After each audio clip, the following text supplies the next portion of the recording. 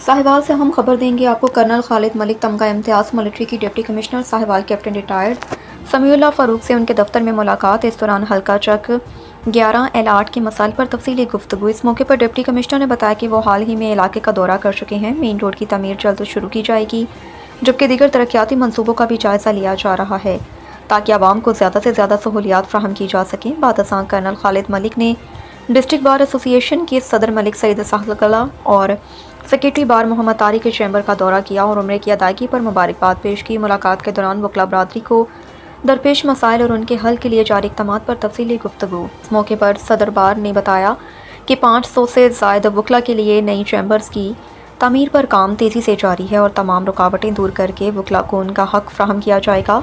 फलाही मनसूबों पर भी पेशरफ्त जारी जो बरसों से इल्तवा का शिकार थीं। कर्नल खालिद मलिक ने सदर बार के इक़दामात को सराहते हुए नेक ख्वाहिशात का इजहार किया।